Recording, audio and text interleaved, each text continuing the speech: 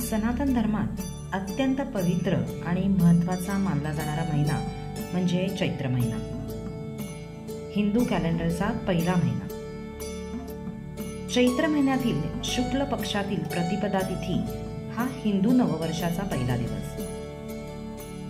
या तारखेपासून चैत्र नवरात्रीची सुरुवात होते।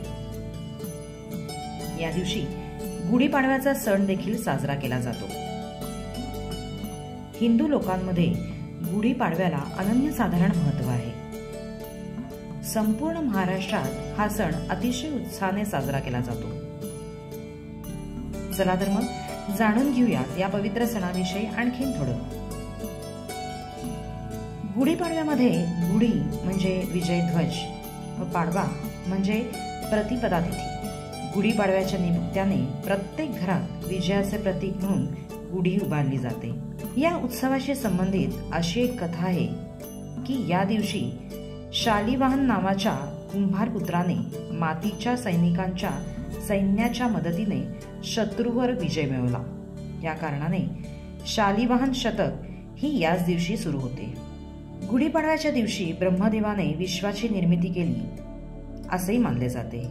त्यामुळे या दिवसापासून सत्ययुग सुरू झाल्याचे मानले जाते। पौराणिक कथांशी संबंधित अशी देखील एक मान्यता आहे की या दिवशी भगवान श्रीरामाने बळीचा वध करून दक्षिण भारतात राहणाऱ्या लोकांना त्याच्या दहशतीपासून मुक्त केले। यानंतर या लोकांनी आनंद व्यक्त करत घरोघरी विजयाचा ध्वज उभारला, ज्याला गुढी असं म्हणतात। आदिशक्तींचे प्रकटीकरण चैत्र नवमीच्या पहिल्या दिवशी झाले। या दिवशी गणितज्ञ भास्कराचार्य यांनीही तिथी, वार, नक्षत्र, योग यांच्या आधारे पंचांग रचिले।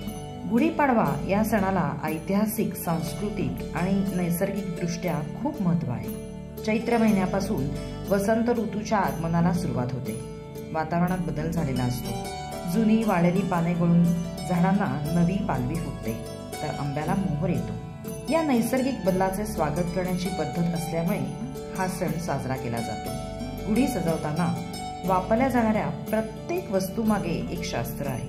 वातावरणात वाढलेल्या उन्हाची काहिली कमी करण्यामागे कडुलिंब हा अत्यंत महत्त्वाचा घटक आहे। या कडुलिंबाची पाने या गुढीमध्ये वापरली जातात व या कडुलिंबाची कोवळी पाने त्याच दिवशी सेवनही करतात। गुढीची काठी उंच बांबूपासून तयार केलेली असते।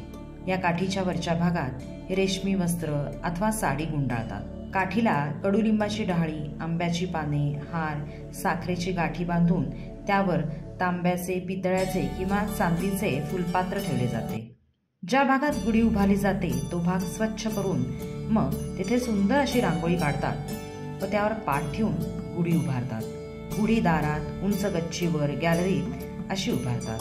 ही काठी बांधून झाली की हळद, कुंकू, फुलं, अक्षता वाहून तिची पूजा केली जाते। निरांजन, धूप, उदबत्ती लावून तिला ओवाळले जाते आणि मग नैवेद्य दाखवला जातो। या दिवशी कडुलिंब घालून केलेला पदार्थ प्रसाद म्हणून देण्यामागे शास्त्र आहे। कडुलिंबाची कोवळी पाने, फुले, चण्याची भिजलेली डाळ, जिरं, हिंग, मध मिसळून प्रसाद केला जातो आणि तो सगळ्यांना वाटला जातो। होळीनंतर वातावरणात उष्णता वाढायला लागलेली असते। बदलत्या वातावरणामुळे पोटाचे विकार, त्वचेचे विकार उद्भवतात। अशा वेळी शरीराची रोगप्रतिकारक शक्ती वाढवण्यासाठी व पुढील काळात शरीर निरोगी राखण्यासाठी कडुलिंबाचे सेवन केले जाते। विशेषतः महाराष्ट्रीयन पदार्थांसाठी हा सण ओळखला जातो। या दिवशी श्रीखंडपुरी, खीरपुरी, पुरणपोळी, मसाले भात, कोशिंबिरी, चटण्या, पापड, कुरडया, आळूवड्या इत्यादी अनेक पदार्थांची अगदी रेलचेल असते। गुढीला याच पदार्थांचा समावेश असलेल्या ताटाचा नैवेद्य दाखवला जातो। अशी ही पवित्र, विजयाची, समृद्धीची, ऐक्याची, ऐश्वर्याची सत्ययुगी गुढी संध्याकाळी सूर्यास्तानंतर हळद, कुंकू, फुलं, अक्षता वाहून सन्मानपूर्वक उतरवली जाते। अशी आहे गुढीपाडव्यामागची कथा। तर असा हा पवित्र गुढीपाडव्याचा आजचा दिवस आपणही आपल्या आप्तेष्टांसोबत आनंदाने साजरा करूयात, नाही का? तुम्हाला जर आमचा व्हिडिओ आवडला असेल तर आमच्या किड्स लर्निंग फॉर फन या यूट्यूब चॅनेलला लाईक, शेअर आणि सबस्क्राईब नक्की करा।